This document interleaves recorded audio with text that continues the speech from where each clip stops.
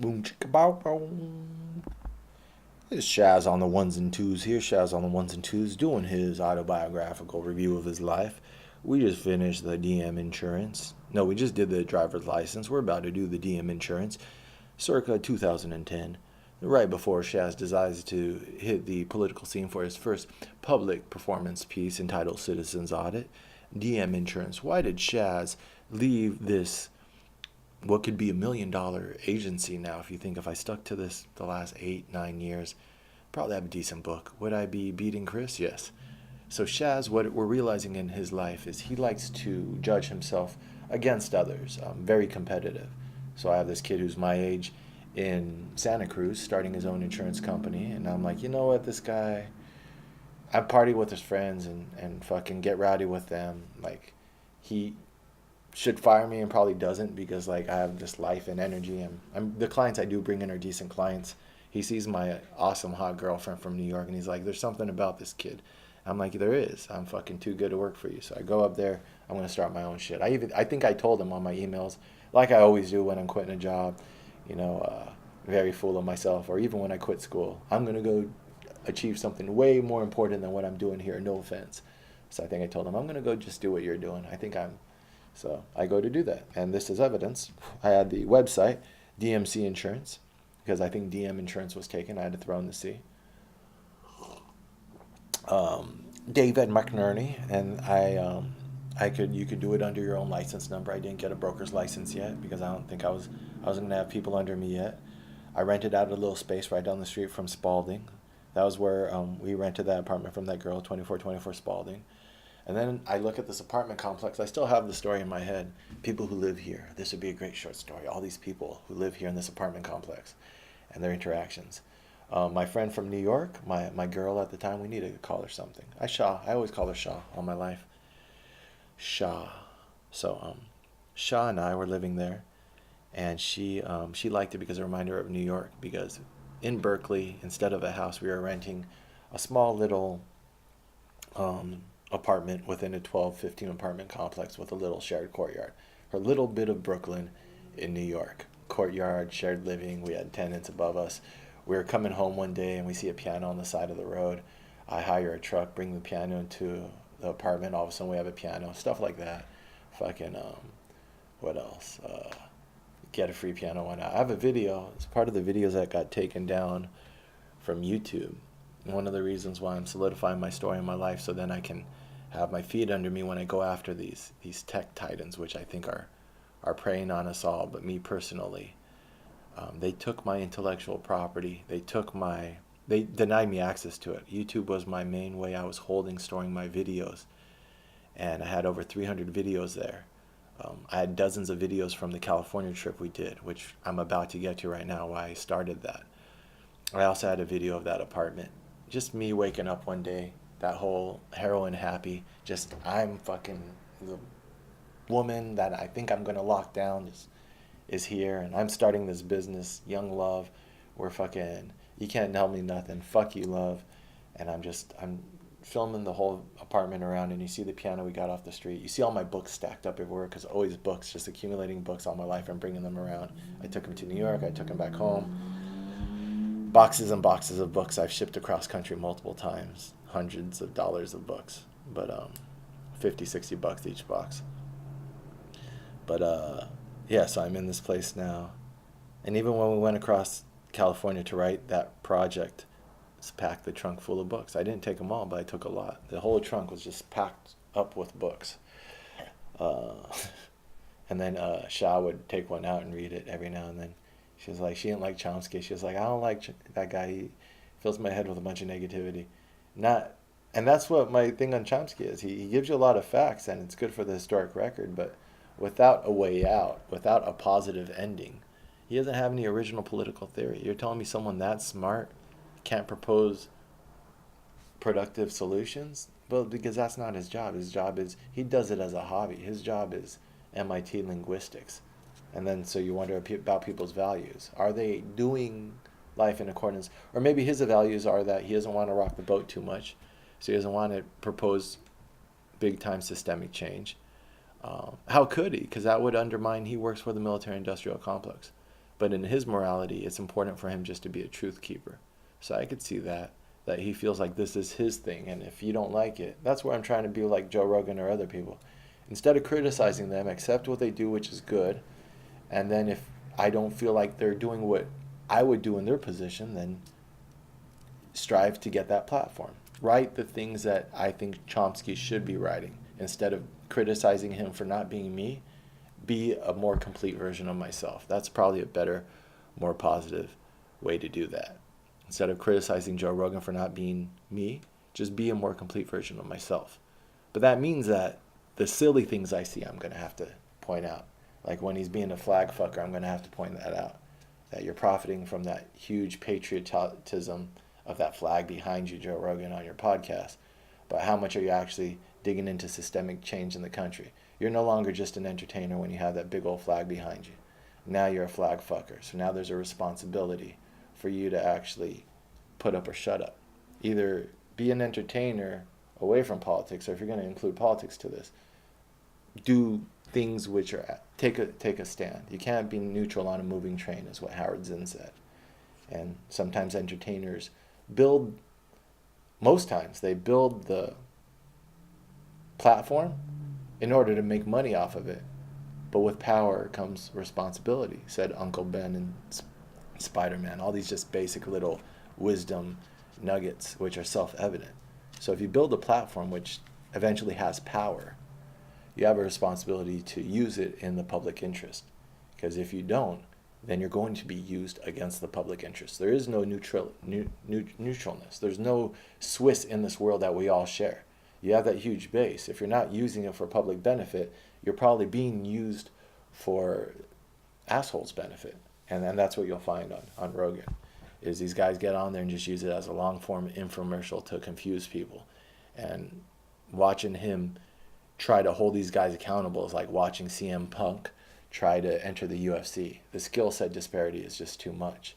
As Joe Rogan can't hold his own against a very high-level intellectual sophist. The person will spin circles around him and then just appeal to Joe Rogan's inherent subservience to authority. That's what I've gathered from the sideline commentary watching. I'd have to break this down with actual podcasts where I break down where Joe shows us his value system. If you listen to anyone within 2-3 minutes, you get good at this. Within the first conversation with people, I'm starting to be able to determine their value system. And then you can converse with them in a way that you understand where their blind spots are coming from. And Joe very quickly shows you his value system is subservience to authority. There are smart people and there are people with answers out there. They're not him. And so he looks towards these authorities for answers. And so he'll bring up his philosopher friend or his science friend or this and that. And then when he gets in a deep conversation, he'll usually do like, I'm a dumbass, I'm an idiot, something like that. And then he feels like that's enough. As long as the Neil deGrasse Tysons and the whoever else these dumbasses are that he brings on there, who, what is it? What's that guy's name? But there's people on his show who aren't intellectually honest. Not saying that I'm smarter than those people, but I'm smart enough to spot when someone isn't having an intellectually honest discussion. And that's a great thing about these recordings. If I err, tell me but where is documented for all of us to now pick apart the same way as your conversations. So if I slow it down, I can show you where Jordan Peterson is not being intellectually honest, or where he's using physical posturing in order to try to make his point. He's displaying a lot of characteristics of people who lie. If you look at body language, which isn't 100%, but if he's giving 8 or 10 indicators of body postures that indicate someone's lying, then there's this one, was it in July, June? He was off the charts.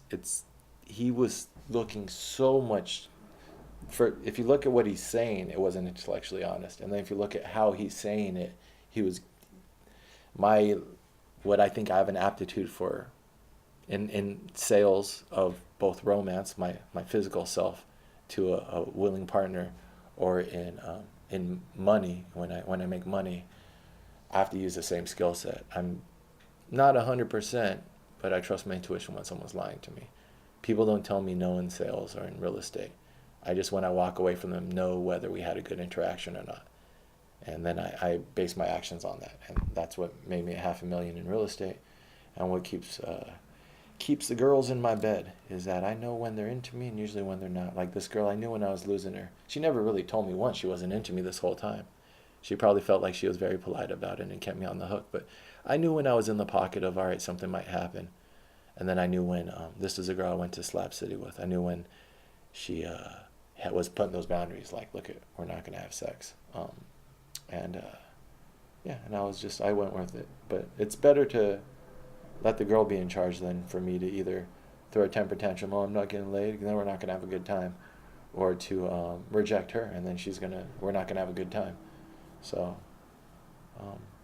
let them be in control, and there's plenty of other people out there. There's plenty of cute girls out. I wasn't going to be a dick and go hit on someone else while I'm with this girl, unless she was being bratty. If she's being really bratty, then maybe it would have been like, look, now we're both free agents. We're both out here to have fun, but if we're not fucking each other, then I don't blame you for. Maybe I should have done that. Maybe we should have. That would have been more adult.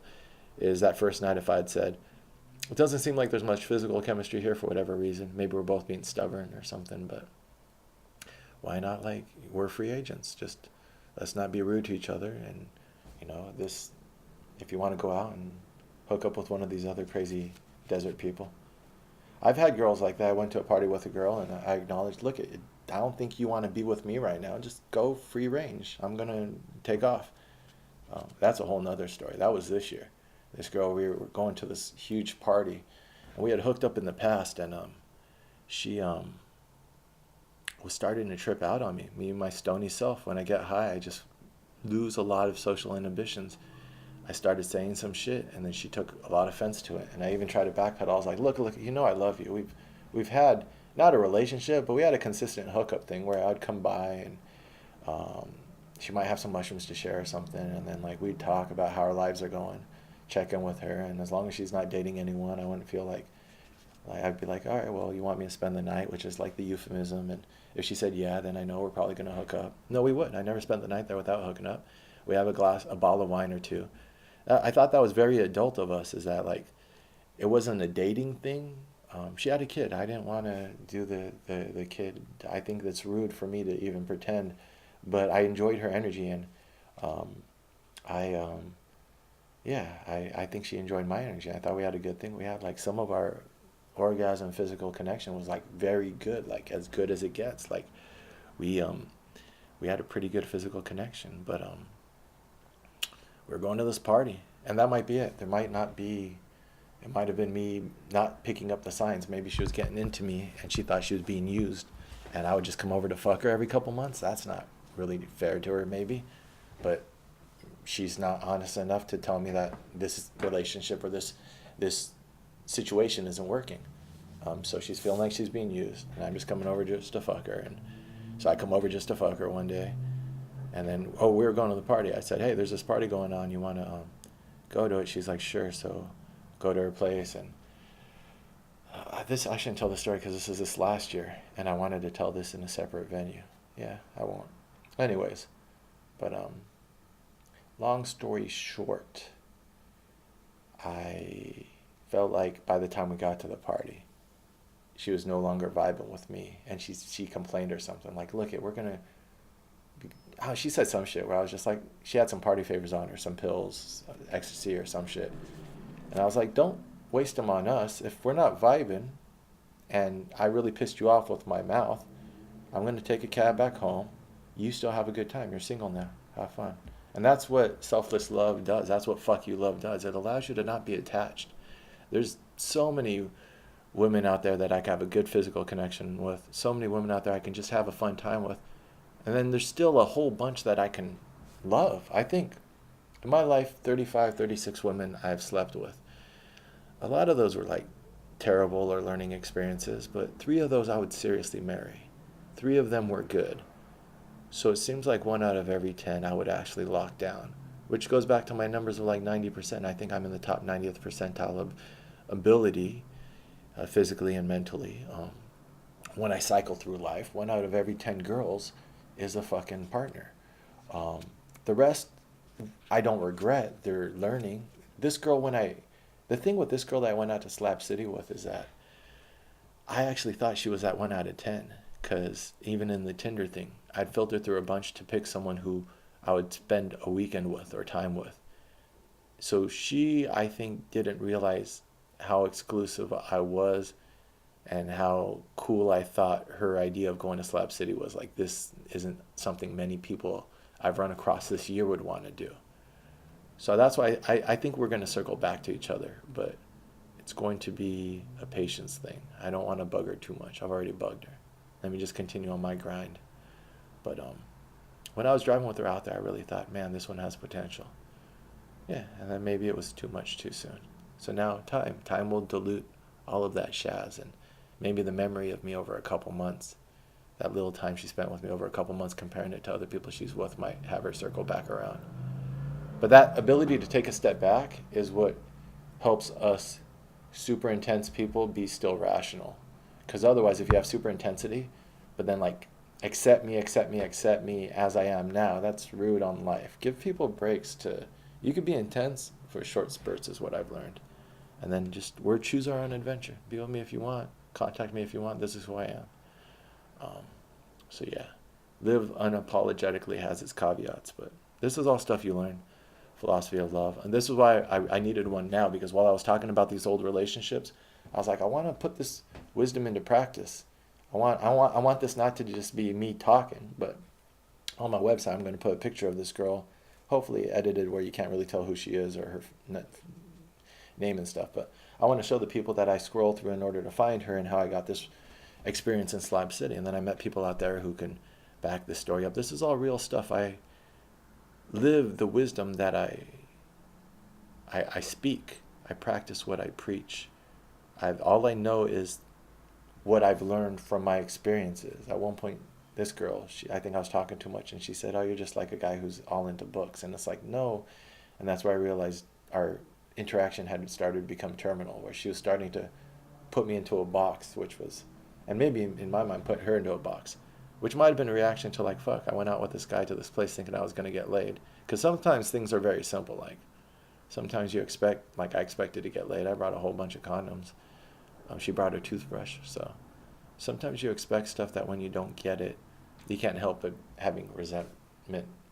I've had girls tell me that. That guy who on the car lot says, I just wanted to be sold. It's like, he wanted a truck. I got him the exact truck he wanted. He wanted the brand, the make, the model, but he just wanted the salesmanship. It's like sometimes you need that extra push. Like, I don't want to make this with my intelligent thinking brain. Like, that's what I think that girl's biggest complaint with me was. She wanted to get laid. She didn't want to make her intelligent thinking brain work so much. You want that emotional decision to happen. So if I was cooler, more chill, but my emotional or my thinking brain is, in order to do these things, this is only hours of thinking brain. It's good for me in the long term. I'm not always going to be this analytic, but right now, as I wrap up this project, this is intense thinking work. All the strong emotions I have, I allow to then come to this gear in order to be processed, because I'm going to be experiencing things which increase my emotions, and then I'm going to try to help other people learn how to process their emotions too.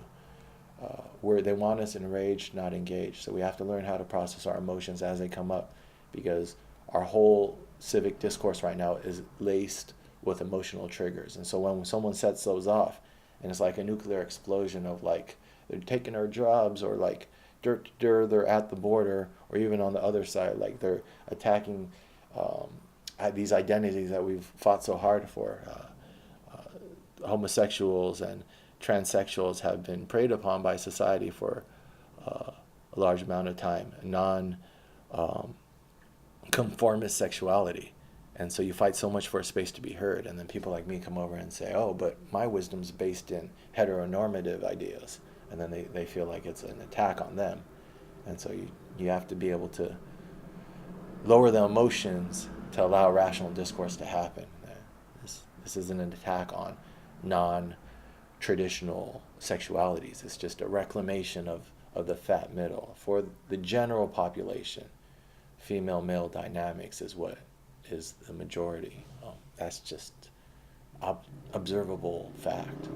Now, this doesn't mean that we objectify anyone else, but let us claim the rational, sane middle, lest we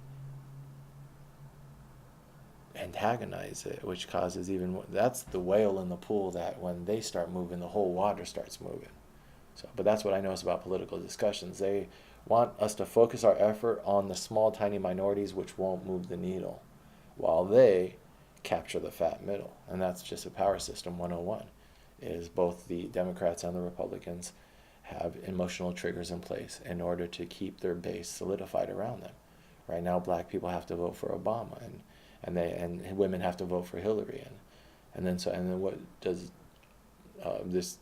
Who's our president? I can't remember his name, but he has his own identified base that he claims he owns. These power brokers just claim a base and then say that, well, you're hopeless without me, and instigate through fear of retribution, and then also promise of reward. Over this last couple weeks of doing this video and then also writing out my notes on my website, I realized that there's a moral evolution that has to happen that we can ground in a psychology of moral development. Pre-conventional morality, conventional, and post-conventional.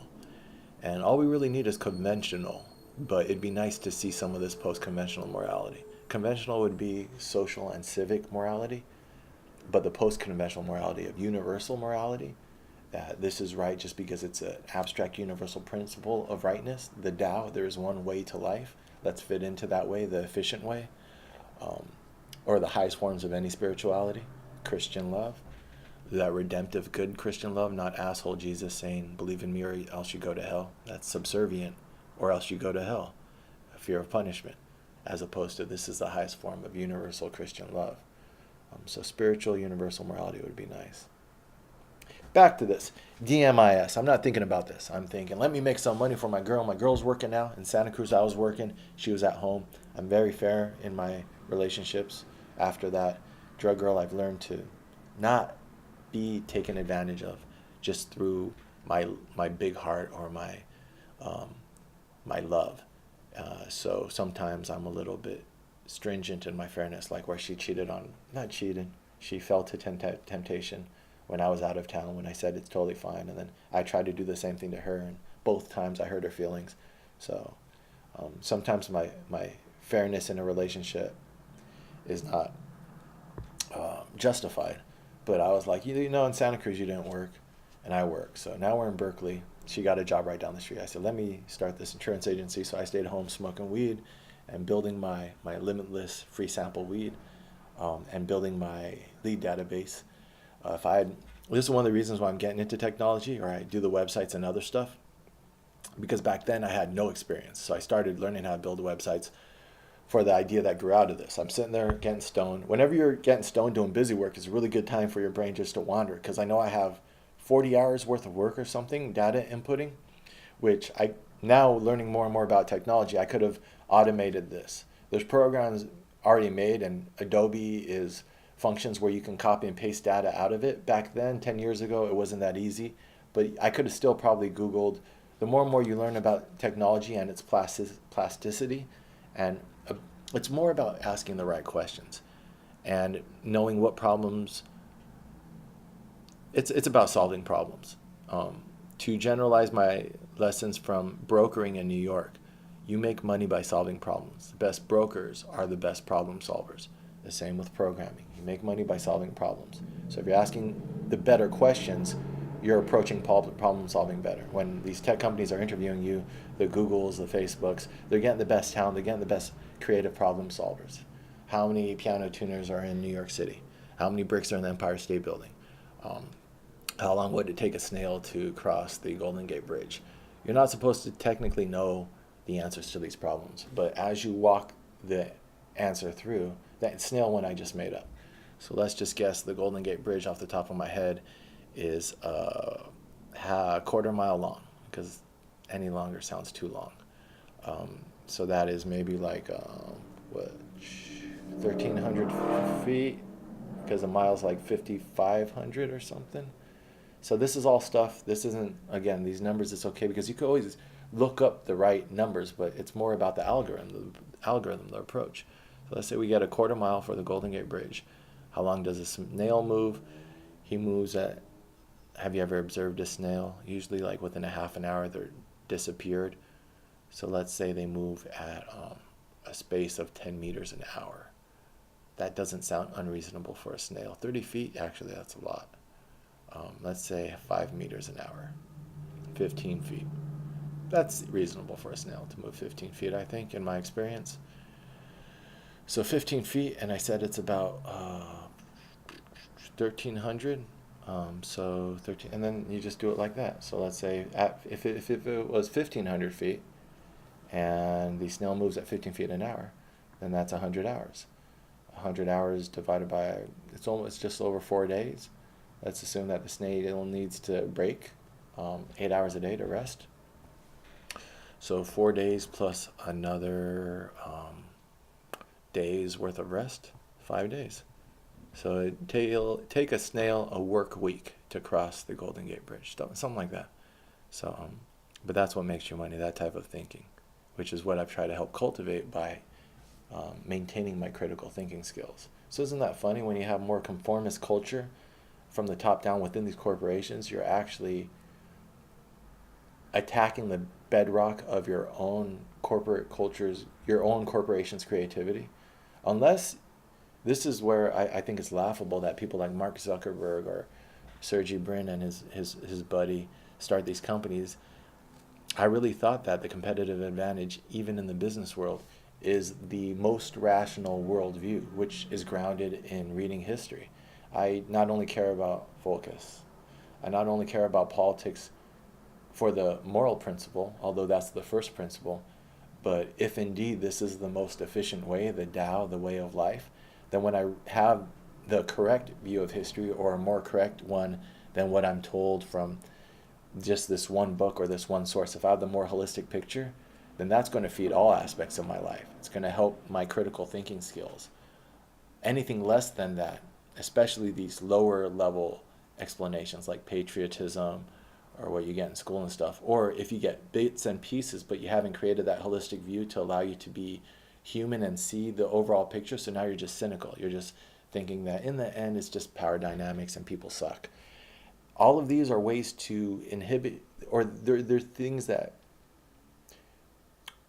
they're not clear ways to view the world. The clearer you view the world, the more you're fully functioning your mind. There's something in here that I'm stumbling over articulating, but I really believe that a really clear worldview helps your mind function. Clarity of mind. That's what I feel after this trip. This girl, even though it wasn't a physical thing, the trip, just that, her, and that's why I think it's stubbornness. We were very similar on a lot of different levels, and interacting with her helped clarify my mind a lot.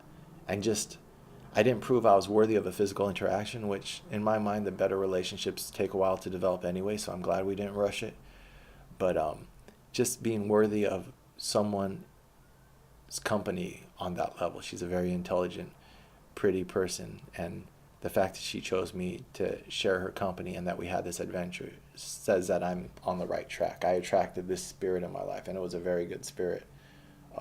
And hopefully she recognizes that my spirit might be a little unique and funny, but it's a good spirit. It's a little much to deal with at first until you get to know me. But we hopefully I wasn't negative, and I mean, she was gonna fucking hitchhike or take a bus out there, so I rented a car and I drove us. So knowing me helped her do that adventure probably in a better way than she would have on her own. And then also my burly male energy probably kept some bullshit away from her. So we both helped each other out, and she softened the shaz a little bit, as females are wont to do. So over here, I'm sitting, smoking weed, I'm fucking doing my data entry, and then I'm like, knowing that there's probably a better way to do this if I Googled it, but sometimes you go down those rabbit holes, it's like, I know nothing about technology, this is all Greek, insecurities, projection, internet stupid. So I'm all right, I know how to do it this way. I know that if I just keep hammering away, within 40 hours, this is going to be done. So I need a couple thousand leads in order to know that there's a couple good deals in there, people I'm just going to call, and they're going to be like, I was looking for insurance. You're an insurance guy? Because I'm going to have to bumblefuck my way into the first couple deals just starting out this agency. But I see it. I've built a sales pipeline before, just like how I'm going to build this publishing company. I know how to move product once I have product. So, but I need the components. I need this. First and foremost, you need that sales pipeline. And then I was using Microsoft Outlook for my data management. That's another thing. Salesforce, I was going to use them, and I thought I'm managing 2,000-3,000 leads just in my Outlook, which draining the Outlook, but I'm not paying for it, and I have an organization system. I used all of my lead database system in Gmail, just folders in Gmail. I've always approached technology with, or I try to be. I'm not always like this. Sometimes I pay for shit I don't need. But usually it's like, can we cobble together, bootstrap it? Can we bootstrap it with the tools we have? There should be a very high barrier to having to pay for tools. So I'm doing that, and then I see this documentary on Hulu, I think. All of that's just starting. YouTube just started 2 years ago. They were sold for, was it 2 billion to Google or something like that, maybe 500 million. We're like, where's this money coming from, these valuations? And now it looks like bargain, but now you see what Google's doing to it. Because again, culture top down. I'm going to keep talking in circles if we talk about that stuff. That's on the further edge of my mind, which isn't relevant to this. So I'm watching a documentary called Granny D, I think, Granny D. And she's walking across the country to protest. I think it was maybe the Bush administration. Now we have Obama as the president, but the Bush administration, we're still very upset at these foreign wars, these entanglements, the robbing of the public treasury, all that stuff that I got into that I need to unpack, all those emotions from those notes about the Iraq war. Things that, there's some heavy intellectual lifting when I'm done here, which I have to go into there and unpack my emotions and then also get back on that grind. That was a very important grind. Who's trying to find the historic public record for these wars of aggression? Where in our pop culture, they're totally being misrepresented. This is, I feel like, a crucial time in our species, not just in our country, whether we actually advocate for objective truth or we allow ourselves to spiral into a pattern of self-deception that might be, I'm seeing a lot of the traits that I see in addiction, but as a whole, our addiction to power and warfaring and the ways that we make our money through the military-industrial complex is closing objective truth. Now in our pop culture, a majority of the stories that we use to represent ourselves are based upon falsehoods. Inhuman values, where violence is justified, the ends justify the means, which the story of humanity and all of our spiritual traditions don't bear that out. So most of the stories we're telling ourselves have inhuman values that don't align with our spiritual traditions, and the facts don't align with the historic record. That when you see a terrorist on any one of these cop shows, they have no motivation of self-determination or defense against outside aggression. It's all just pure hatred for the West with no justification. Not only is that sloppy writing, that's not historically accurate.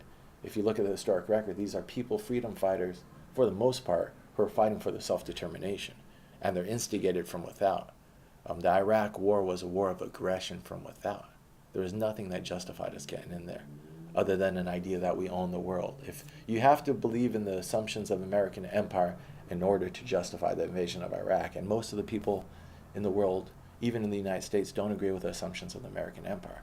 But we're not even having that discussion. Instead, the culture from the top down is being saturated with these narratives, which are completely unhinged from reality. So I'm realizing that this is the life's work I've been on, is to claim that objective reality and cure my mind. When I noticed it infecting my mind, you start to feel like, am I crazy? And no, if I look, my people are in history, the people who've been trying to seek out objective truth, virtue, all the way to the beginning of the Western canon with Plato.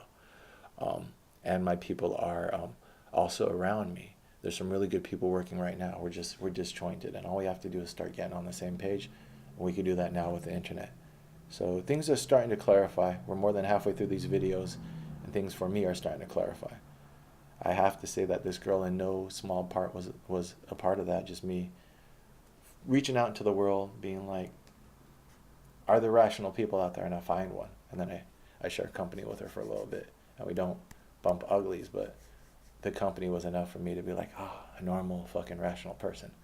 And then just in the future, when I'm lucky enough to find another one, slow your roll, Shaz. Less is more. If I want that thing. I think instead I wanted the processing. Instead of, I traded. You can either analyze or you can live. But often you can't do both at the same time. In fact, I don't think you can ever do both at the same time. So you can look at your feet or you can dance, but it's very hard to dance while you're looking at your feet. You can analyze an encounter or you can have it, but it's very hard to have that encounter honestly while you're analyzing it.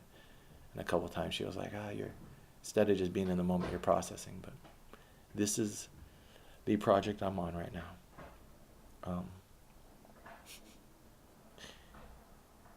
Back then I was like, let me wrap up this. DMIS. I watched Granny D walk across the country and I say, I have to get back on my grind. What was my grind? Fuck it, I know enough. I have fuck you love. I just quit that job in Santa Cruz with a dude who, if he didn't fire me for that drunken escapade, like, this is my bro. I could have grown his business, but I have too much pride. I'm going to grow my own business. But now it's like, and that's how I guess I develop my ideas in life. I just go to that next step. But once I'm at the next step, completely different assumptions and values. And it's like, well, do I want to do this? Well, I'm doing it hours, 1 week, 2 weeks. And then I watched that documentary and I'm like, this old lady, she doesn't know what to do, but she's like, let me walk across country. And then I think, let me run for governor. We were just about to have how did I get that idea? Jerry Brown was running for governor.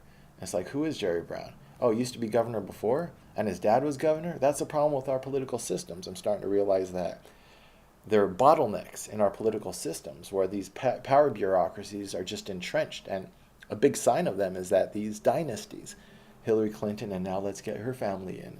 And the first thing that I forget what his name is, our president right now, but he brings his family in and his son-in-law and his daughter, and it's just cronyism.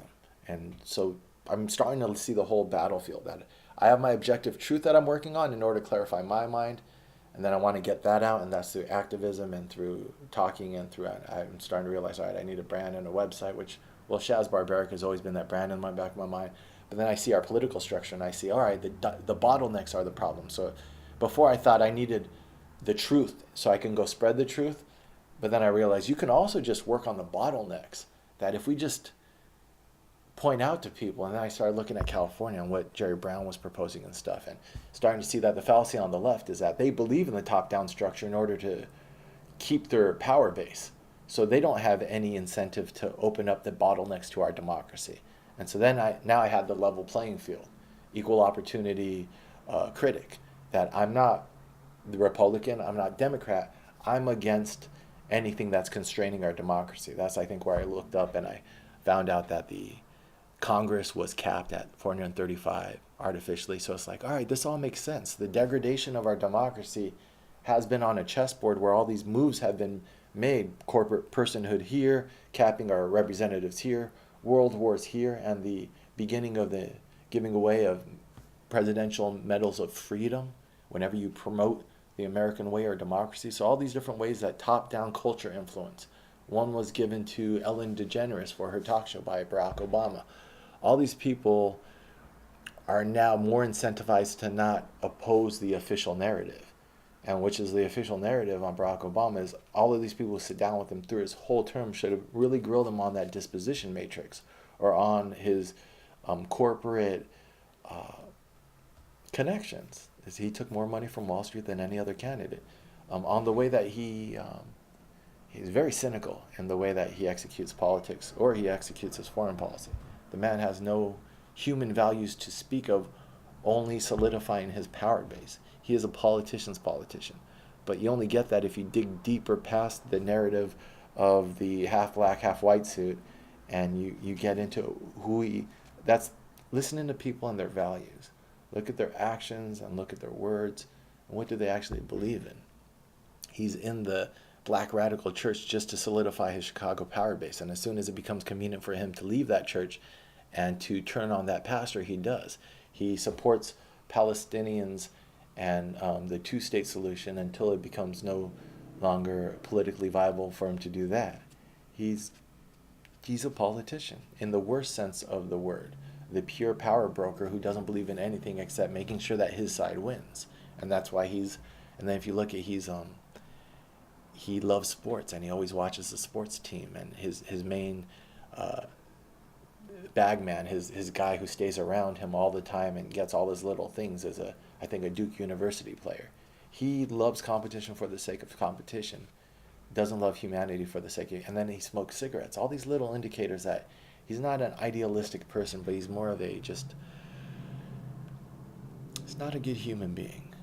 And that's a very hard judgment to say against a person. But once you spend 8 years in the public, more than that in Chicago, but 8 years in the national scene, I think we have a sense of your character. And he hasn't grown as a person other than to solidify his power base.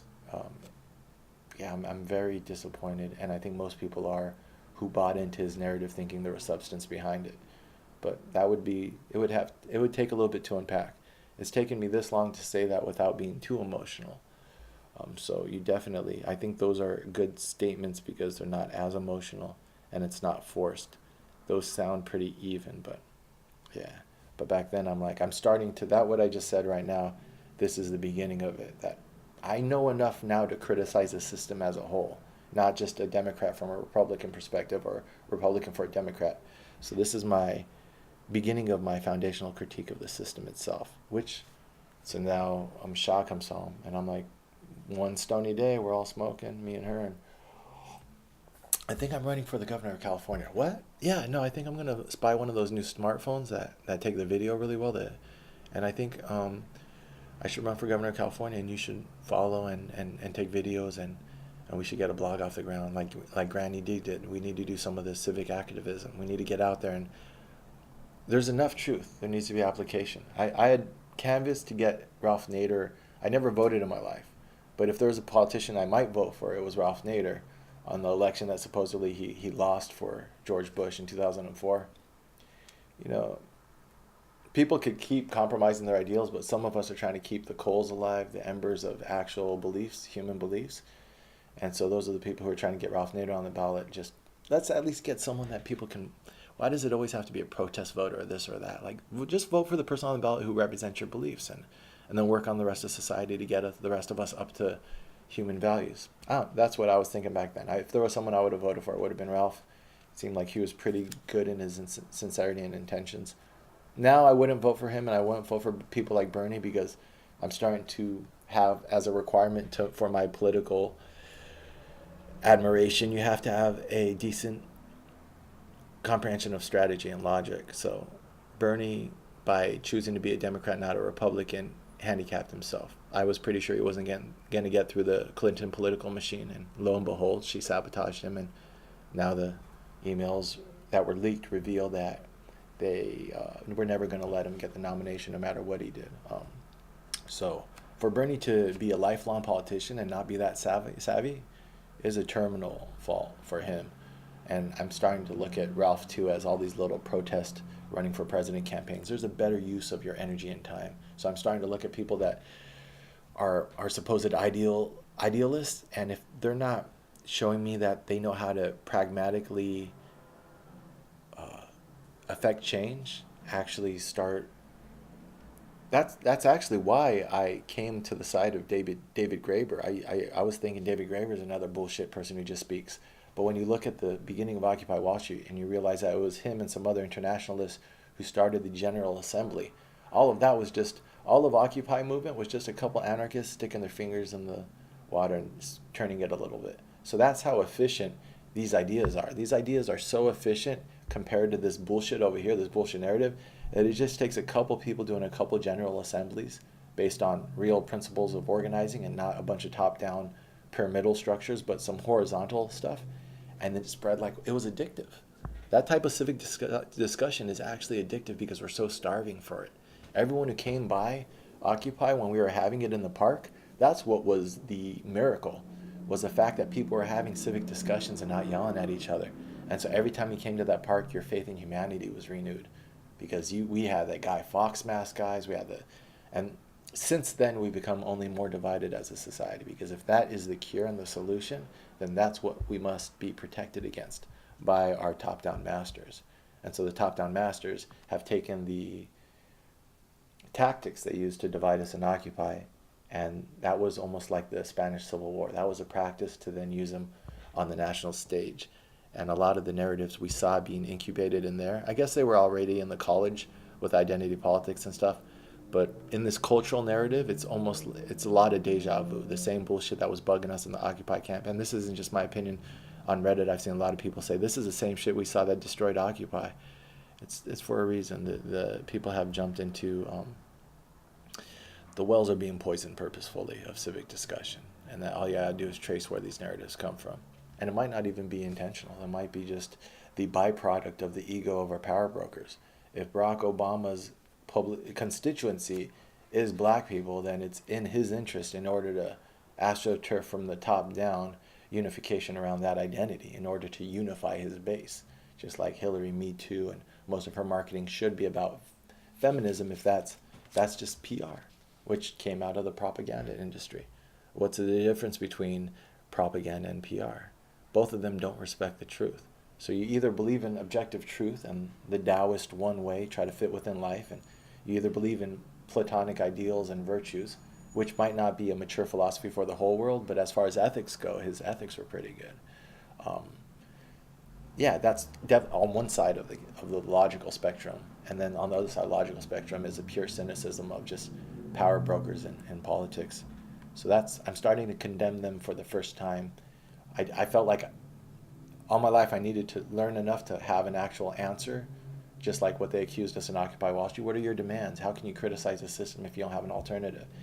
And so this is the beginning of a natural, organic, anarchist ethics, that I can criticize power structures without necessarily having an alternative already in place, because I notice that the structures are based off of inhuman inputs. The logic of the system is faulty. So I don't need to already have a prefabricated system. Perhaps if we just start disassembling the system based off of the faulty logic, we will allow something organic to come up out of the middle.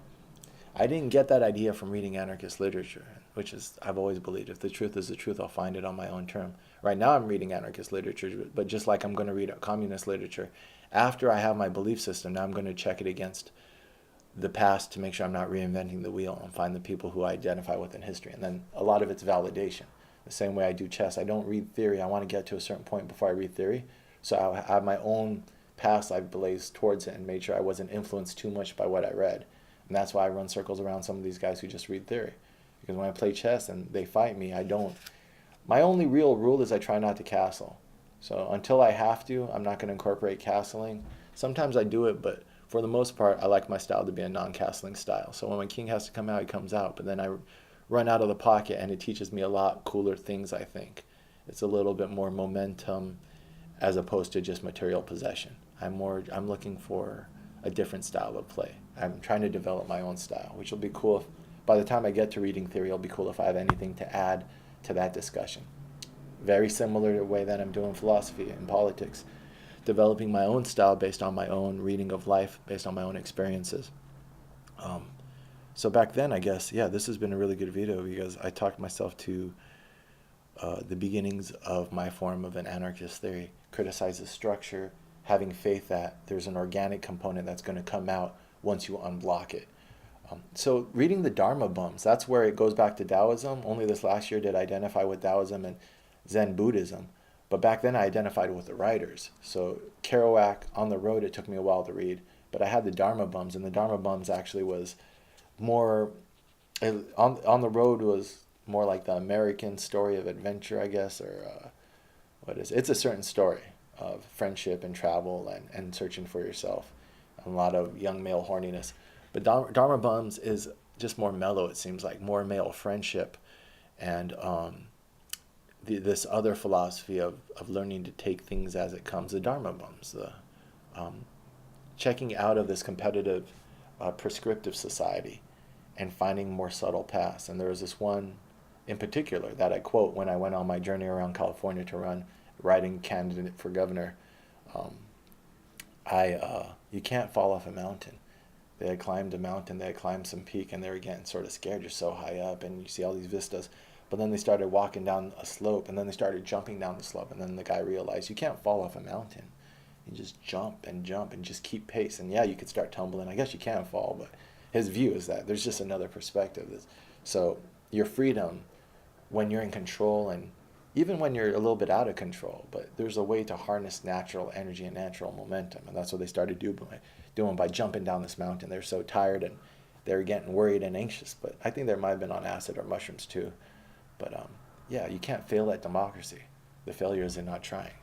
Just unblock our democracy and re-engage our civics, and whatever comes out of that is the definition of democracy. But that's what both the left and the right, I don't like using those terms, Republican and the Democrats don't want you to believe. They want you to believe that the only politics is prescriptive, top down, because that's what keeps them in power. Because if we realize at the base, the organic just mingling of people without these identity blocks, which have come from the top down, just people talking to each other to figure out their civic problems is the definition of democracy. And the less meddling you have in between that civic discussion, the less power brokers are involved and the more neighbors are involved, then the healthier the democracy, obviously. But what happens in our democracy? That the power brokers, captured by corporations, come down here and give us all these different hats to wear of sexual identity and economic identity. That's why I started to realize in the New York Times, every single front page has one class warfare article where the rich are eating the poor. One or two anti-Trump articles, maybe even three. It was almost half the front page. But I started to realize these guys aren't pushing a logical narrative, progressive narrative that actually builds on itself every day. This isn't how I would tell the news. They're not furthering any ideas. They're just, every single front page is antagonism for antagonism's sake. And it's taken me a year to actually put this into terms that, to wrap it, to give a concept to it, which is, I guess, emotional triggering, which is the morality. They're subscribing to a pre-conventional morality, and then these little buzzwords that I use I guess this is how I process is, you allow enough time to let your mind wrap around it conceptually, and then I have a couple different ways I break it down with, you tie it into science, so that way it's just not my opinion, but there's a scientific body of literature of how people develop their morality, so now we can go and research that. This is how I would write this out. This is going to be in the book proposal. And then you have you also have ways to market it. So you have, like, they want you enraged, not engaged, and ways to just encapsulate the wisdom.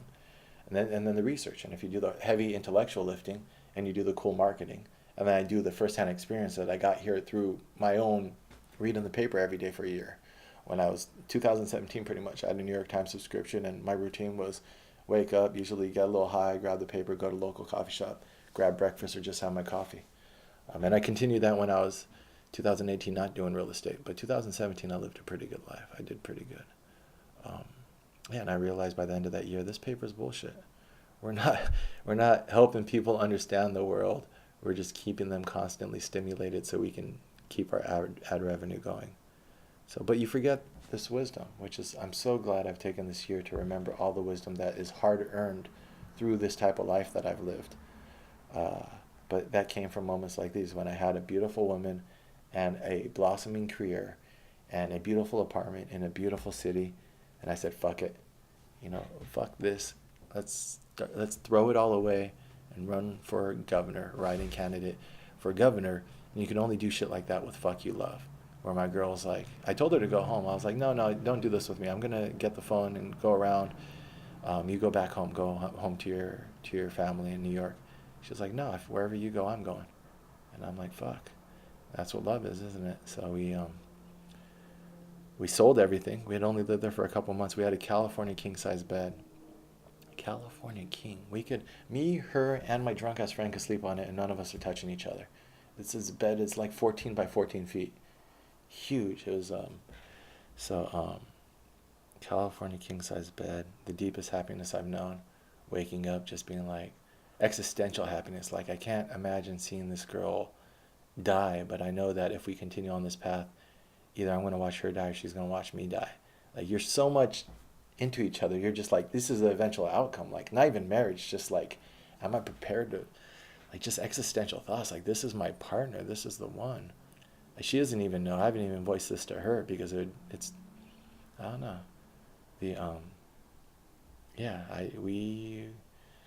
Once you develop that with someone, it just doesn't go. We're like best friends now, and I'm really happy she's happy, and I need to say hi to her. I haven't talked to her in a while. I didn't say happy Thanksgiving to her. But yeah, I was like, I gotta go do my calling. There's political shit for me to do out there in the world. So I was like, I'm gonna go do this. I feel like I should do this. I'm gonna take your love you've given me and you've opened up my heart, and you've healed a lot of things that were unhealthy in me, but I have to take that now and use it as armor to go out into the world and do what I think I should do. And she was like, not without me, you don't. And I was like, all right then, ride or die, bitch. We're living out of the Honda Civic, though. It's going to be hard. And she's like, that's cool. I said, you got a trunk full of books. Let's fucking do this.